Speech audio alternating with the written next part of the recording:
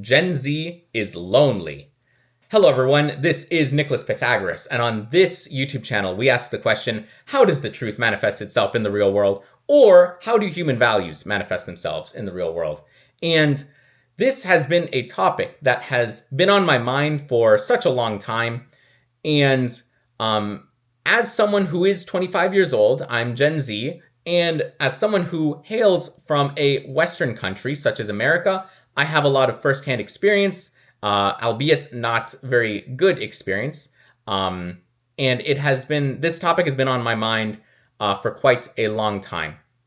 So the first thing I want to say is that if you just want a quick answer, the reason why Gen Z is so lonely is because we live in the decline of the nihilistic version of the rational consciousness structure.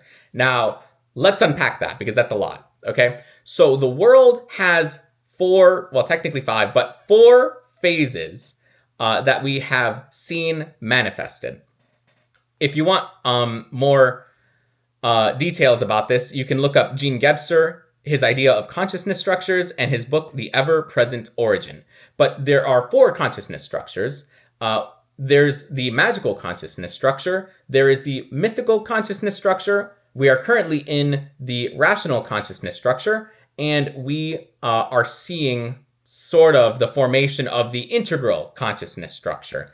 And the reason why it's so hard, and I commend a lot of Gen Z, the entirety of Gen Z, millennials, and Gen Alpha, that they're troopers because they have to deal with this. This is the most individualistic, utilitarian, rationalistic, and nihilistic consciousness structure that we are living through right now in human history. And what this is the objectification of the human being. The human being and life is no longer seen for its intrinsic value, but rather the utility that it derives. And this is a problem because we can see this being manifested in individualism, in money, in power, and status. Primarily in Western nations, although I believe that we live in a very unipolar world and the whole world is under the rationalistic consciousness structure, but it's worse in the Western nations because people have closed themselves off to being loved, which is a tragedy. And just so I can explain how this manifests is, first of all, when people talk about the dating market, just the term market means that people are already objectifying people. They say that when men are born, that they have no value and they gain value over time. And then women are, when they objectify women, they're like, oh, women have value. And then that decreases over time. Just that alone shows that we are living in a rational consciousness structure because it's not looking at men or women for their intrinsic value, but rather they're objectifying the woman and they're seeing that type of utilitarian value that they derive, okay? Same thing with dating apps, that it's literally just objectifying people and you're swiping left and swiping right, and it's just the objectification of people. And not only that, but companies. When companies lay off people, companies don't even view and surely there's some companies that do this, but big corporations, people are viewed not as humans, but as numbers, as, they're objectified. You look at businesses and they get a tax number, and the social security number and student IDs. So it's not even, again, some people, they know the names of their employees and, that's amazing. That's honestly really amazing. But most people, society is not looking at humans as humans, but rather as numbers. It's quantifying everything. It's objectifying everything. And no longer is life being seen for its intrinsic value, but rather for the utility that it derives. And not only that, but we live in a very hyper-individualistic time period where people are they're not only closed off, but they are isolated. And you can see this with the internet. And it's very specific to this time period. because we are seeing the fragmentation, not only of Western society, but the fragmentation of consciousness, the soul in general. Because we are just seeing the formation of the integral consciousness structure. The integral consciousness structure is going to put the pieces that are broken back together. But before it can put the pieces that are broken back together, the pieces have to break. And we are in this time period now where the pieces are broken. It's already been breaking for the past, couple hundred years. But we are in the trough. We are in that, we're almost at the bottom. I don't think we're at the bottom yet, but we're almost at the bottom. We're almost capitulating. And this is seen through the hyper individualistic manner of things, that especially in the West. Now, I'll say this. I've spoken to a lot of people around the world, and I always joke with people that the majority of my friends are outside of America. And it's like, that's a phenomenon that is worth thinking about and exploring, because I've met a lot of people from around the world. The majority of my friends are outside of America. And that means that I get along with people outside of America better than here inside of America, which is pretty crazy. But why is that? The tragedy that I see in Western civilization is that people have closed themselves off to being loved. Okay? And it's very tragic because if you're not loving people, what are you replacing it with? Well, what's the opposite of love? It's apathy, which is very destructive. As Nietzsche so perfectly put it, that once you replace God with man, you no longer see right versus wrong. Morality is destroyed. And honestly, he predicted the destruction of a lot of civilization. Nihilism commences because it's so destructive. It conforms everything to one's own will. And when man is master of himself, he is driven into chaos and driven into madness. Man cannot be his own God. It's hell. It literally is hell. And spiritually is hell. The other thing I want to say is that people have degraded love to a feeling. And this is another manifestation of the rational consciousness structure. Again, just to re-say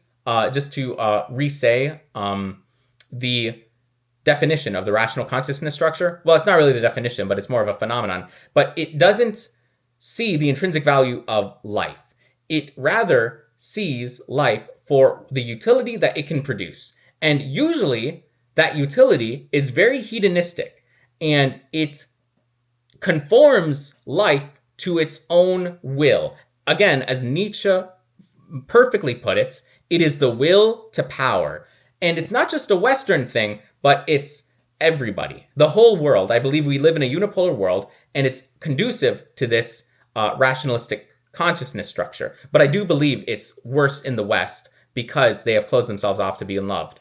But going back to what I was saying, you can see it in how the West views things, because they have devolved love and degraded love into saying that love is just a feeling, that love is just, that attraction is just, I emotionally feel something towards you. But what love is actually is a movement of the will. It is action. It's not just a feeling, but it is a movement of the will. It is the will of the good onto the other. And love is a movement of the will. It is service to one another. It is sacrifice. It is accountability. It's more than just a feeling. It's not just a feeling, but to quote a song, a very popular song, it's more than a feeling. And the fact that people are reducing love to this sensational, this hedonistic feeling, this emotion, it shows the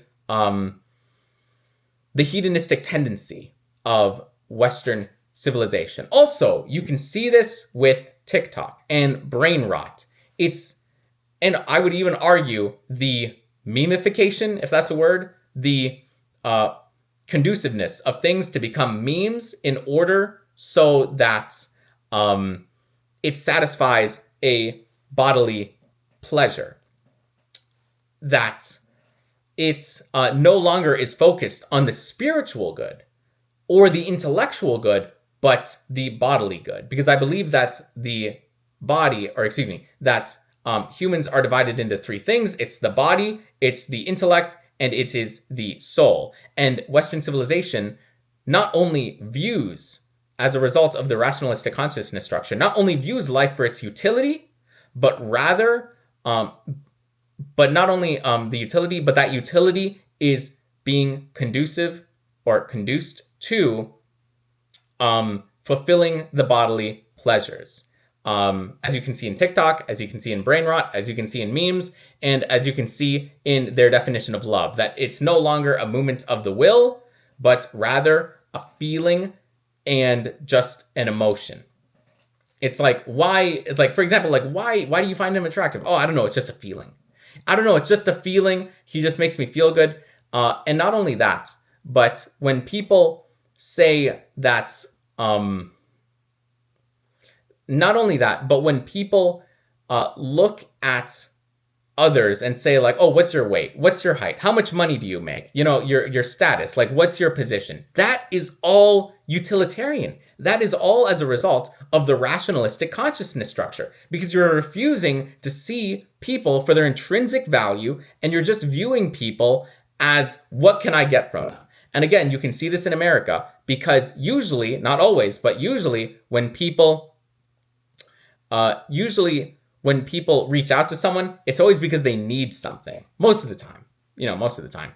And I'm not sure if I mentioned this, but when people, for example, corporations, they're not viewed as humans anymore. They're viewed, and I'm talking about big corporations, but humans are seen as numbers. It's the quantification of things.